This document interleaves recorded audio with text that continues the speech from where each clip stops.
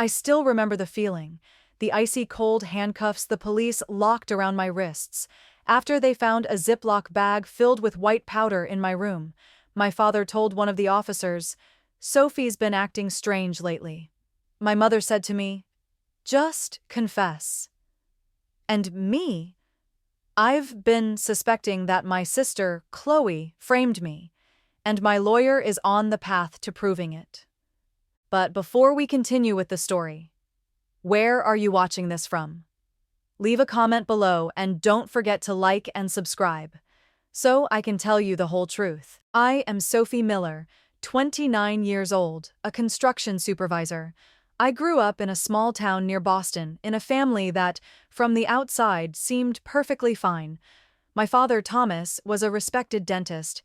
My mother, Margaret, worked as an accountant at a local firm. We never lacked material comforts, but there was always something I felt was missing: attention.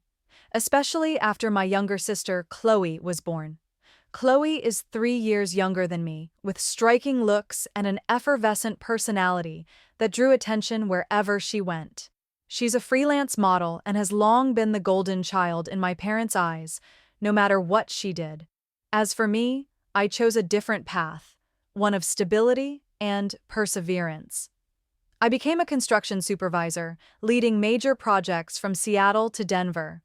Now I've been reassigned back to Boston to oversee a new riverside development. To cut costs in the early phase, I temporarily moved back into my parents' house, the old home, 20 minutes drive from the site. I knew it wouldn't be easy, but I didn't expect to so quickly feel invisible again. My sister, Chloe, lives in the city now, preparing to marry Ethan Carter, my best friend from high school. Ethan used to be the one person I could tell everything to, and when I heard he was marrying Chloe, I tried to be supportive, though something inside me felt unsettled. Ethan still treats me the same, but Chloe does not. She's often cold, irritable when I get too close to Ethan. Once, I caught her rummaging through my drawer, claiming she was looking for a phone charger. I said nothing. I was used to staying silent in this house. My parents, courteous and kind to outsiders, have always dismissed my achievements. Even though I'm leading a multi-million-dollar project, they only ever talk about Chloe, about the pretty pictures she posts online, about the radiance they say I lack. I maintain politeness, try not to push back. I thought that if I just kept living well, the truth would eventually speak for itself.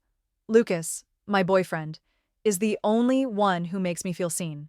He texts me to ask if I've had lunch or sends pictures of our cat Milo lounging outside my room. Milo is a cat I've had since college, a strange little creature with golden eyes that always seem to understand everything. He has a habit of dragging things into my room: spoons, napkins, sticky notes. Once I found a spoon that had been missing for 2 weeks, tucked inside my desk drawer, wrapped in an old towel. I laughed and thought, oh, Milo must be playing again, but sometimes lost items reappear in places I'd never expect, as if someone or something is leaving behind clues I haven't yet deciphered.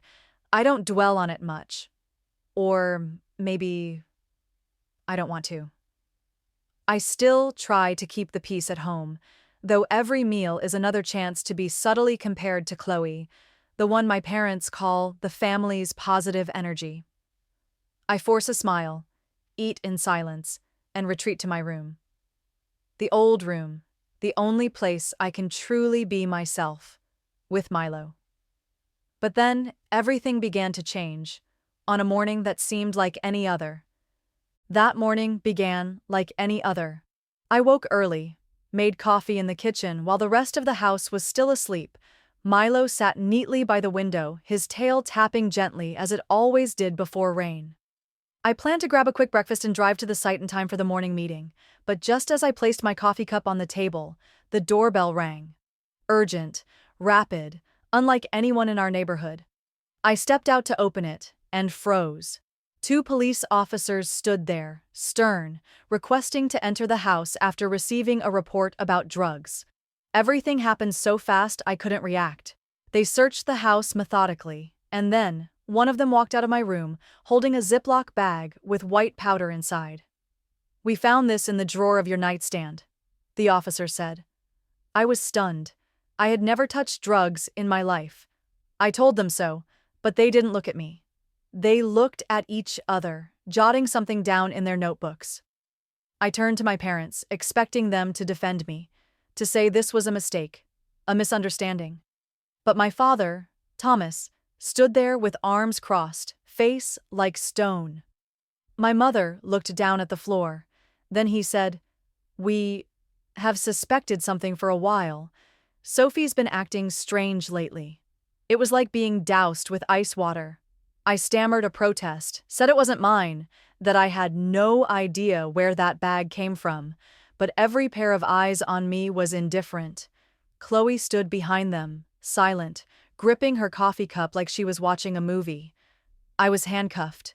The cold metal tightening around my wrists made it hard to breathe. I heard my mother whisper something to the officer, then step back, avoiding my gaze. As they led me down the hallway, Milo darted out of my room, let out a soft cry, then sat on the floor, watching me with eyes I'll never forget. In that moment, I didn't think about jail, or lawyers, or reputation. I thought of just one thing. Did Lucas know about this? And if he did, would he believe me? The holding cell smelled of metal and stale sweat. The flickering fluorescent lights above seemed reluctant to even exist. I sat alone on the cold, hard bench, wrists still marked from the cuffs, and no one to call but a court-appointed lawyer. I thought of Milo, what he might be doing now, whether anyone had fed him, whether he was waiting for me at the door like always. Then I thought of Lucas. Had he heard yet? And Ethan? Had the news reached him, or was he still in some early morning meeting, still believing I was the one person in this family he could trust? I closed my eyes, trying to picture their faces, to hold myself together. But the more I tried, the clearer one face came into view.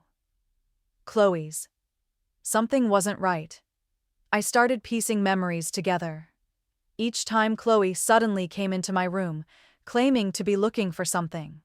The most recent time, she'd searched the nightstand drawer, then asked me pointedly, "Has Ethan been texting you a lot lately?" When I answered casually, her eyes flickered, something close to worry. Another time I came home late and found my door slightly ajar, things subtly out of place. But I thought maybe I'd forgotten to lock it. Now that I think about it, everything fits too perfectly to be coincidence. She knew I'd never touch anything dangerous. She knew I was the only one who could make Ethan think twice if he learned the truth about the drug use, the times money went missing from our parents' wallets. I once saw a sticky note in Chloe's room, a list of loans from friends, most of whom had cut ties. But I stayed silent, not wanting to ruin her happiness. I thought that through sisterly love, I could save her, just once. But now, she's the one who threw me into the abyss. I have no proof, only instincts, fragments of memory, and a fragile hope that, if Ethan is still the Ethan I knew, he won't stay silent. He'll see something is wrong. And if I have any chance left to save myself, I have to start there. 36 hours after my arrest, I was called to the visitation room. My name, spoken by a stranger, jolted me as if waking from a nightmare. I had no idea who was waiting behind the frosted glass. Part of me hoped it was Lucas.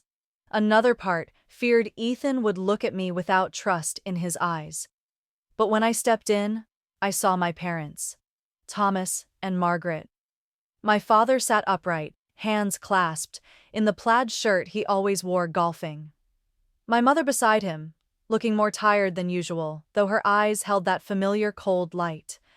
No hugs, no, "Are you okay?" Just a small nod and a voice as empty as a script. "Sophie, you need to think carefully. This isn't just about you." I looked at them through the glass, picked up the phone without saying a word. My mother continued more softly. "We've spoken with a lawyer. If you take responsibility, it'll just be a light sentence. You might even be released early. And most importantly, this won't have to go public." I gripped the phone tightly, forced myself to ask, "Why? Why should I admit to something I didn't do? My father sighed like I was a child being difficult. Chloe is really looking forward to the wedding. The press might dig up her past if this gets too far. I froze. They didn't deny the truth. They knew. They knew Chloe had problems. They knew I was innocent. But they still chose to silence me. By asking me to take the blame to protect the family's reputation, to let their beloved daughter walk down the aisle without scandal. I asked one last time, my voice breaking, "What about me?" My mother lowered her head. My father looked away. No one answered. I put the phone down and stood up. I didn't wait for the guard to lead me out. I walked out of that room on my own, as if I'd just closed the final door between me and something once called family. Inside me, something began to crack, not despair, but a long-restrained, familiar feeling, anger.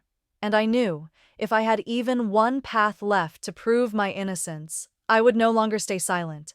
Not for anyone, but for myself. That night, I didn't sleep. Not because the cell was cold or because of the shouting from the room next door, but because only one question kept looping in my mind. Is there anyone left who still believes me? And then, in the thick darkness like unset cement, I remembered the picture frame, the family photo frame on my bookshelf. It was where I had once hidden a mini camera 3 months ago just to monitor Milo. Because that cat kept dragging things from the kitchen to my room, and I wanted to know where the mischief started. But then I forgot about it, never removed the memory card, never checked it again. It was just a silly distraction during a stretch of boredom. But now, it could be the one thing that proves I didn't put that bag of drugs in the drawer. I trembled with a fragile kind of hope and fear. What if Chloe had discovered and destroyed it? What if the memory card was corrupted? I had to take the risk. I requested my one phone call. And I didn't call my lawyer. I didn't call my parents. I called Ethan. My heart pounded as the line rang. Once, twice. Then his voice came through. Hesitant. A mixture of surprise and fatigue. "Sophie?" I didn't have time for small talk. I spoke directly. My voice hoarse, but each word cutting through the air. "Ethan, I was framed. I suspect Chloe. I don't have proof, except one thing. The picture frame on my shelf. There's a hidden camera inside. You have to get it, now, before my parents or Chloe find it." Silence. I could hear his breathing, then his voice, low and deliberate. "Are you sure?" "I'm sure. If you still believe me, please go get it." A few seconds later, he answered. No promises, no embellishments, just one short sentence. "I'll do it." The line went dead. I let go of the phone, my back sliding down the wall. I didn't know if he would make it in time, didn't know if the memory card still worked, but for the first time since my arrest, I wasn't sitting there waiting for someone else to decide my fate. I had begun to fight. Not with rage, but with the quiet resolve of someone who had nothing left to lose. And if that led to the truth, then even if it meant facing those I once called family, I would not turn back. I don't know exactly what time Ethan went to my house. I could only picture him, walking alone into that quiet home, where dinner likely still went on as if no one had just been arrested. I imagined my mother still serving Chloe vegetables, and my father sipping wine, with no one mentioning my name, as if I were a shadow they had just pushed out of the frame. But Ethan was different. He might have walked up the stairs carefully, opened the familiar door, the room where he once spent hours with me, working on essays in 12th grade. And there, the picture frame was still in place. He called me 3 hours later. His voice was choked, like someone who had just wrestled with both heart and reason. "Sophie, I watched the footage." I held my breath. "It was Chloe," he continued. "She came into your room, searched the drawer, placed something inside, then left. It's clear. I didn't want to believe it, but I saw it. I didn't know when the tears started falling. Not from relief, but because a part of me had always hoped Chloe hadn't done it, that it was all a misunderstanding. But no, it was real. A truth that Ethan, the man about to marry her, had to witness with his own eyes. Ethan said he had sent the video to Lucas, that Lucas was contacting someone he knew, Claire Thompson, a young lawyer known for her ability to see through the moral facades people use to mask the truth. I didn't know who Claire was, but I knew one thing. I was no longer alone. Ethan said he would keep the memory card safe, that he wouldn't say anything to the family until I had a lawyer. I could feel his inner conflict, a man torn between two women he once loved deeply. But Ethan didn't choose to turn away. He chose to stand with me. Not because he thought I was perfect, but because he had seen me at my most sincere, most vulnerable, and he knew I wasn't someone who would destroy my life just to hurt my sister. When I hung up, my hands were still trembling. Not out of fear, but because for the first time in days, I saw light. Not from my family, but from those who chose to believe me, not out of obligation, but because they saw me as someone worth defending. Claire Thompson walked into the prison visitation room on Wednesday morning, carrying a gray handbag, wearing low heels, and with eyes that didn't waver. She looked younger than I expected, maybe only a few years older than me now. But when she shook my hand through the glass, her gaze made me feel like I had just caught hold of the final rope before drowning. "I've seen the video," Claire began, no preamble. "And trust me, it's strong enough to dismiss every charge against you." I hadn't even exhaled when she continued, voice steady and sharp like a scalpel. "But that's just the beginning. The issue is your family, especially your parents, have already made statements against you. If we don't clear that up before this moves to prosecution, things will get a lot more complicated." I nodded, trying to stay calm. Claire leaned in slightly, her gaze maintaining the precise chill it needed. "I propose a confrontation, not at home, not at the family lawyer's office, but in a court hearing room, with a prosecutor present if necessary. We'll present the evidence and force them to face the truth." I swallowed hard. The image of my parents and Chloe sitting in front of me, being made to confront the lies they'd told, it twisted my stomach. But I also knew if I didn't do this, they'd go on living as if I deserved to be forgotten, as if I were a stain to be scrubbed away. Claire said Ethan had agreed to attend, and Lucas would be there too, for support. "They believe in you," she said, with a faint smile, the first hint of warmth I'd seen in her eyes. "And I'm here because I believe in evidence." As she stood to leave, she added something I'll never forget. "Truth is a blade, Sophie. It doesn't always heal, but it cuts what needs to be cut." I sat alone after Claire left, hands resting on my knees, my heartbeat slower, deeper. I was no longer waiting for someone to rescue me. I was the one who chose to go all the way, to rip open the silence, to face those who once called me daughter, sister, pride, and to look them in the eye, unafraid. The night before the confrontation, I was moved to a private holding room in preparation for the hearing. The room was small, windowless, with softer lighting than the cold cell I'd grown used to. Lucas came in the afternoon, granted 15 minutes to see me. He didn't say much, just held my hand through the glass, his hand warm and firm, as if there was still one soft place in the world I could lean into. "I watched the video," he said, eyes fixed on mine. "Claire says tomorrow will be tough, but none of us are leaving you behind." I nodded, voice tight. "I'm scared. Not that they'll yell at me, but that they still won't see me, even with the truth right in front of them." Lucas squeezed my hand tighter. "Then look at me. And remember, some of us have seen you for a very long time." After he left, I sat alone for a long time. I thought about every time I sat in that kitchen, listening to my mother talk about all the people who complimented Chloe while I'd just received a company award, and she didn't even ask. I thought about my college graduation and how the only photo hung on the wall was one of Chloe in a party dress. I'd always waited for a moment where someone would turn to me and say, "You matter too." But not anymore. I don't need their validation. I just need them to face what they chose not to see. The next morning, I was brought to the hearing room. Claire was already there, along with Ethan, silent but with eyes full of resolve. I felt my hands go cold, but my breath came deeper. Claire whispered, "Chloe, Thomas and Margaret have agreed to come. They think you'll negotiate for a lighter sentence." I smiled, not bitterly this time, but like someone who had finally arrived at where they were meant to be. Beyond that door were three people who once meant the world to me. But today, I wasn't going in to ask for forgiveness.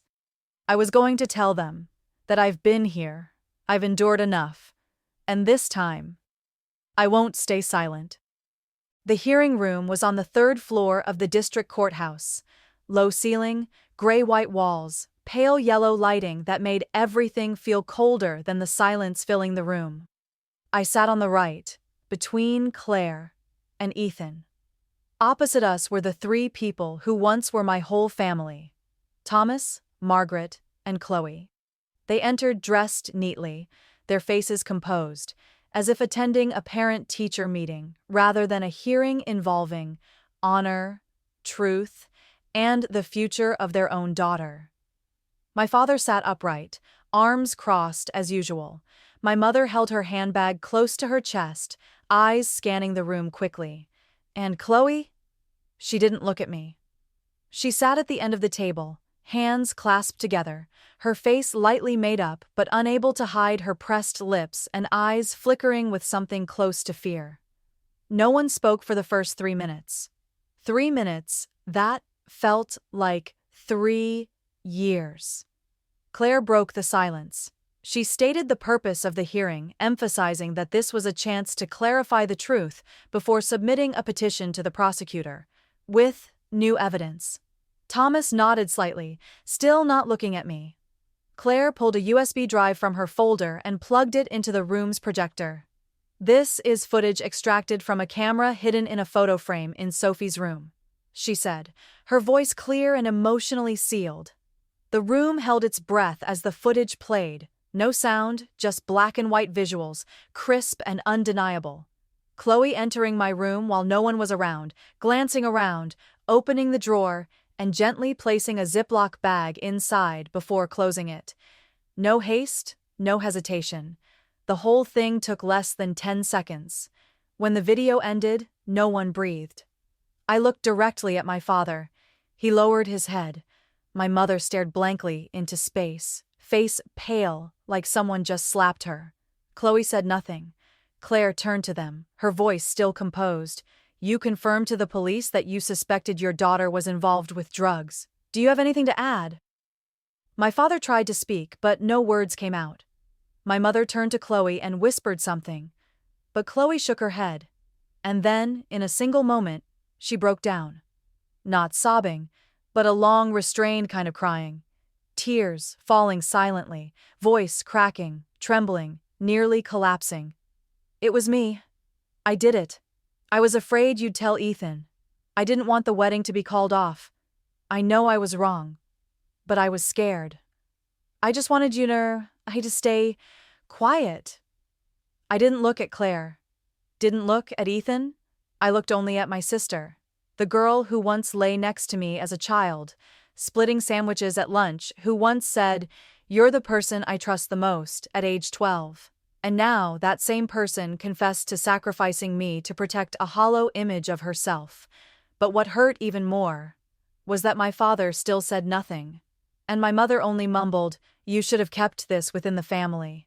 I turned to Claire. She nodded slightly, signaling that it was enough.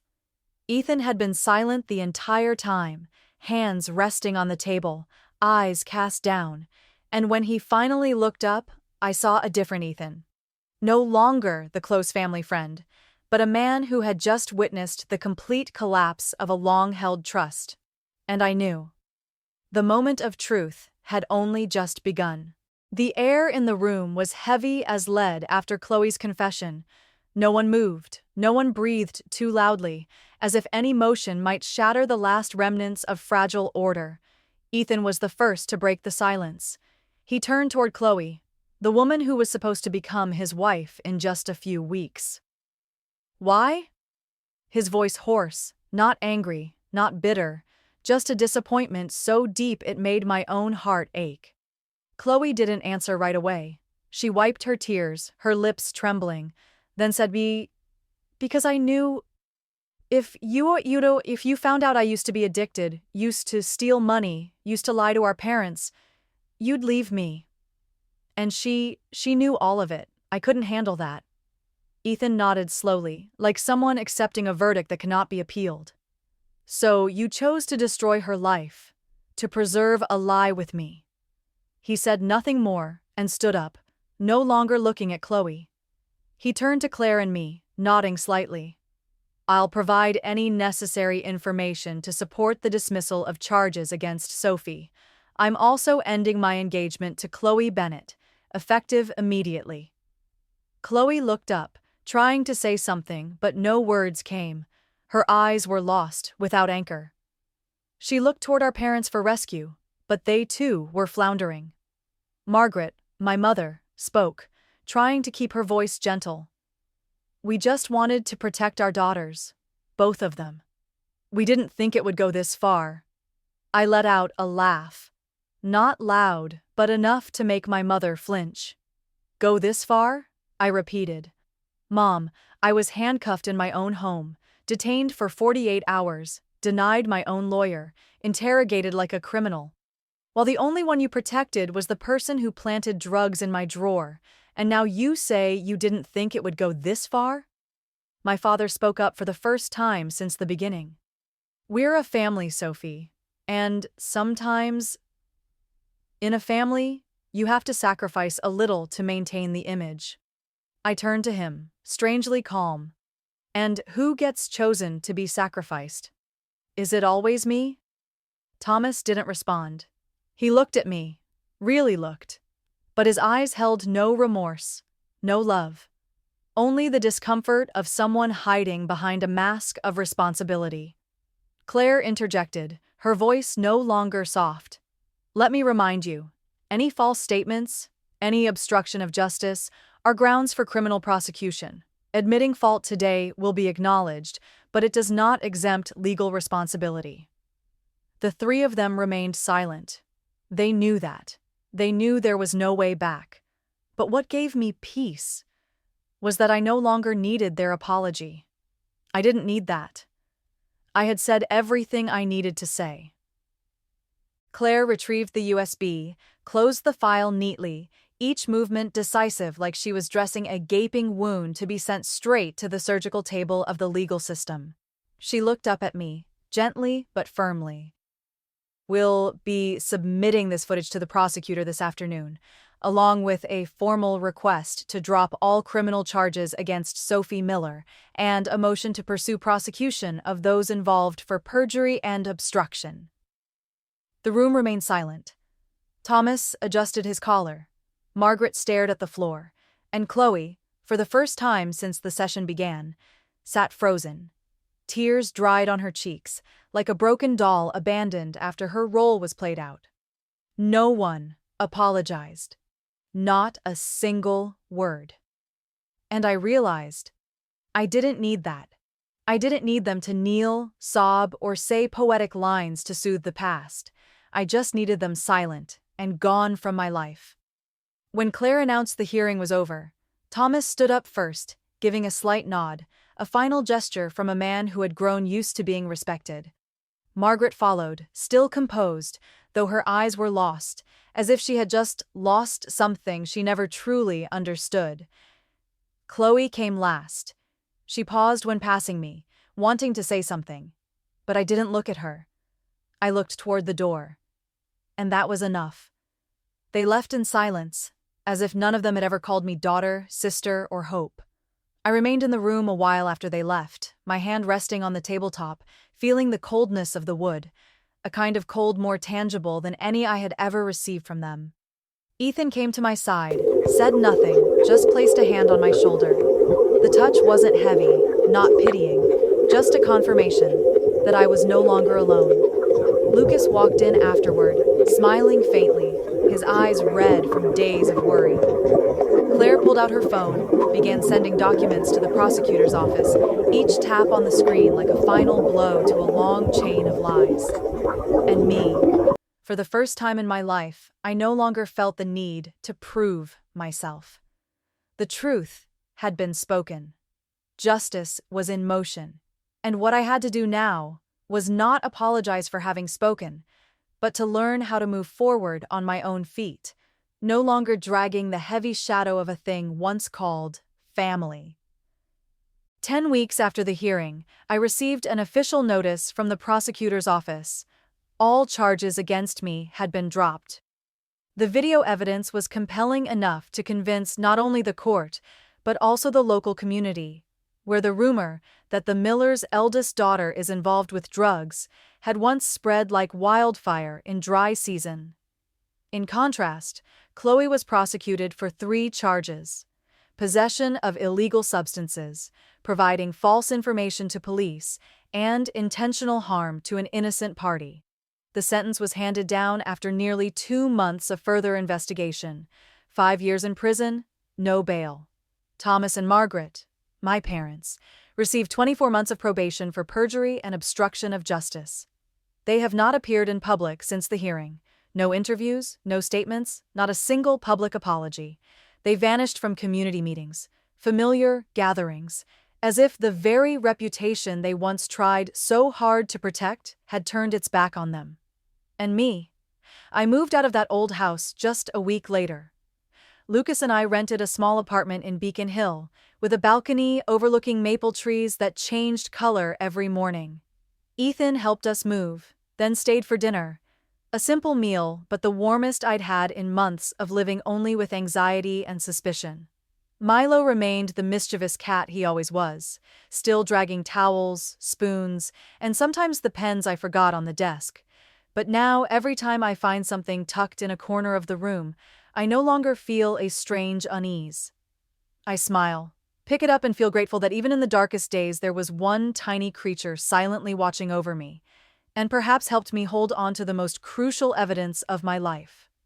Lucas pinned a paper to the fridge that read, "Live for the truth." A quote Claire once sent me after the hearing. Every morning, as I brew my coffee, I see those words again, as a reminder, not of wounds, but of the strength that carried me through them. I am no longer the girl trying to please her parents. I am a woman who stood up after nearly being destroyed by the people she once loved most. And the most valuable part was that I didn't retaliate with hatred. I chose to move forward with timely silence, with justice, and with unconditional love. From Lucas, Ethan, and Milo. Family, it turns out, isn't the place you're born into. It's where you are seen, believed, and loved, even when you are imperfect. That afternoon, I drove alone to the suburbs, where the construction project I once oversaw was preparing for inauguration. The winding road curved through rows of trees turning color, leaves drifting down onto the windshield as if autumn itself was trying to say something. I stopped at a hillside that overlooked the new neighborhood. Red brick houses, stone walkways, gardens not yet planted but already full of hope. I opened the car door and stepped out, Milo sitting in the passenger seat, then jumping down and darting around the grass like he, too, was celebrating something he couldn't name. In my hands was a blueprint, not of the project, but of a new non-profit that Lucas, Ethan, and I had just founded, an organization supporting teens affected by drug abuse within their families. We called it Project Milo, partly because of the little cat who helped me keep the key piece of evidence. But more than that, because it symbolizes what's quiet but enduring: kindness, patience, and loyalty without conditions. We'd hosted school talks, small fundraisers, and received the first emails from students writing, "I didn't think anyone would understand until I heard your story." I didn't respond to all of them, but I read every word, and I knew I was no longer living in the shadows. I was alive, truly. Some evenings, Lucas and I would sit on the sofa under soft, warm lights. Ethan would visit with pizza and stories from work, and Milo would sleep curled at my feet like a promise that no one would ever have to live alone again. My family, the one I chose, is small, but loving enough that no one has to sacrifice themselves just to preserve a shell called honor. Sometimes I still dream about my parents, the same eyes, the same hands. But in my dreams, I always walk away, never looking back. And when I wake up, I know I have no regrets. Because some truths aren't meant to be held onto. They're meant to set us free. If you're still listening and you've ever felt invisible in your own family, I just want to say you're not crazy. You're not weak. You just need to be seen, to be believed, and to be loved the way you deserve. And if you haven't found that place yet, then build it. Just like I did. Starting with a cat who hid spoons, and ending with a fire no one can extinguish in me anymore. If this story made you feel less alone or helped you understand someone silently enduring something, leave a comment below. Tell me your story, or just write one line. Me too.